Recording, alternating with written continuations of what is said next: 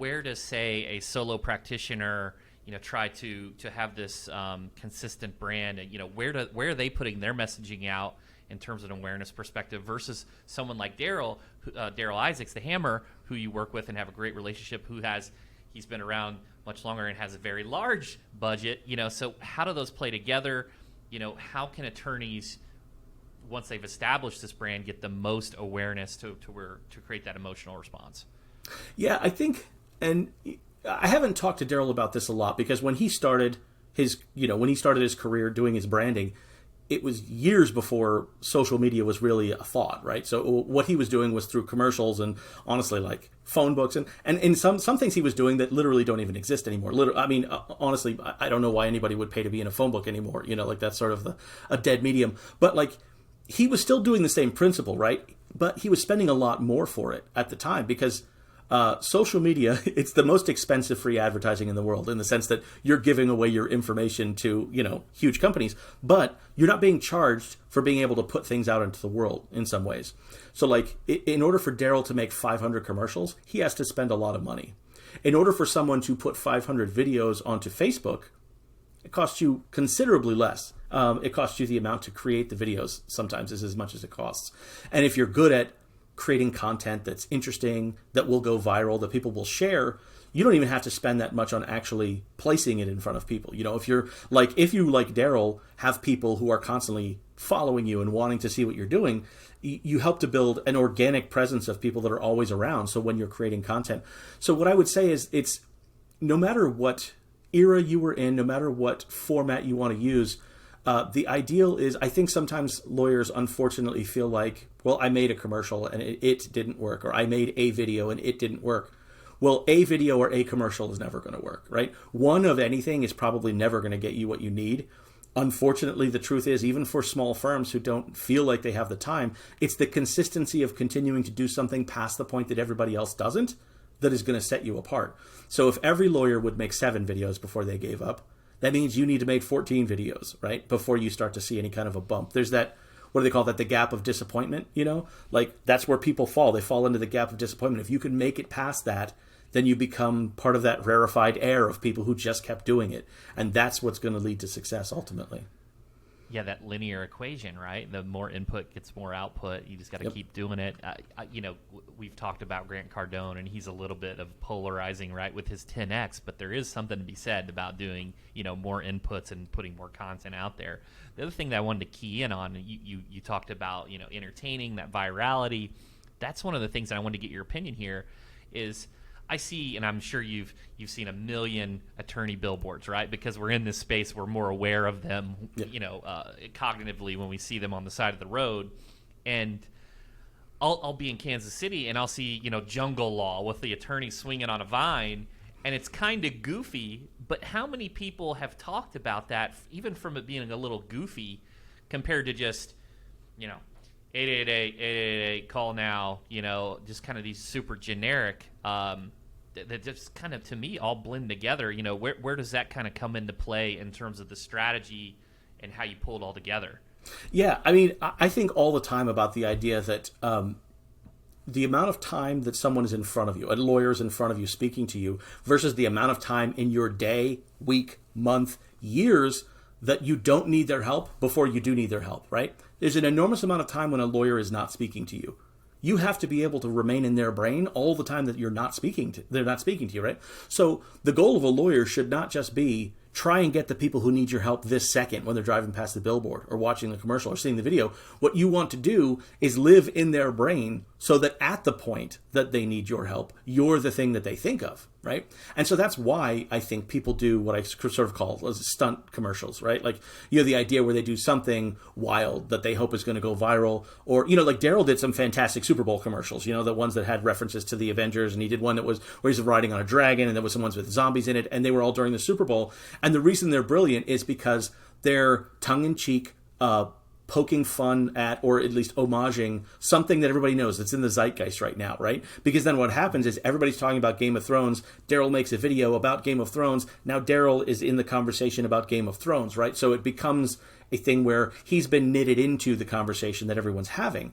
And he always says, I can't trace back a specific case I got to a Super Bowl commercial. But what I can tell you is there are hundreds of thousands of people who know me because of a Super Bowl commercial. And the likelihood that they're going to reach out to me is much higher because they know who I am off the top of their head, and that's not true about other lawyers. And so that's why, to me, I get it. I get it when people want to, swing for the fences with whatever advertising they're doing, because you never know nowadays. There's so much noise. Like, literally, there's that joke about the reason Saturday Night Live has been on for 50 years is because its only competition is sleep. The exact opposite is true for us, right? There's constant competition, cat videos, friends posting things, right? Like, there's everything on social media. So what makes you louder than everything else? I drove through Miami and there's hundreds of billboards. What makes someone remember yours over someone else's? This kind of shook me recently, and on this same topic. So I was listening to the My First Million podcast literally yesterday, and they had Mr. Beast kind of randomly show up, and Mr. Beast is one of the largest YouTube stars. And he was talking about, like, he was completely against the quantity positioning. He was like, if I create a video and it's not good, I'm not going to share it. So he only tries to do these epic things. Like, he did a video for Squid Games, and he's done a video where he's given away tons of cars. He gave away an island, right? These obscene gestures of super high quality. So, it's kind of these two, and I kind of want to get your opinion here, like conflicting views. Like, on one hand, you got your Grant Cardone that's saying, just pump out content, and Gary Vee's talking about, quality is subjective, and they're telling you to pump out a ton of content. And then you've got, like, Mr. Beast, who is the largest YouTube star, and he's saying, look, I only put out these epic, high-quality pieces of content. That's it. And if it's not good, I'm not putting it out. So where do you draw the line? Well, I think that's an interesting comparison because, for me, I think where Gary Vee is coming from is he absolutely 100% understands his brand, right? He knows who he is. He knows what he's saying at all times. So the reason why it would be fine for a camera to follow Gary Vaynerchuk around all day long is because every conversation he has is going to fall under that brand, right? Every piece of advice he gives fits that brand. And so that makes sense to me. If you are living your life, you're constantly going to events, doing speaking engagements, all these things where you could be creating content that does feed right directly back into what you're telling the world about yourself, then of course, why wouldn't you create all that content? Now, a guy like Mr. Beast, he has kind of painted himself into a corner with his brand. He doesn't have any choice now, right? Because if the last thing was the biggest thing he's ever done, then the next thing has to be bigger. He has cornered himself in some ways. Now, that is his brand. And so, of course, people are going to go back to whatever the next thing is, right? Because the next thing's going to be bigger. But he's also kind of trapped himself because it means how many ideas do you have to go through? How much money and time do you have to waste to get to whatever that next biggest thing is, right? So I can see the appeal of what Mr. Beast is saying, but I think the problem with it is that's his job, right? What he markets is actually the content, right? In the same way that when you watch a trailer for a movie, they don't really try to sell you. They just show you the movie, and you're going to want to go see the movie. They're not trying to get, like, you don't see a commercial for a movie, and then someone tries to tell you, well, here's how much it is, and here's why you should want to see it. They just show you what's going to be interesting about it, and people go out and see it. That's what Mr. Beast does.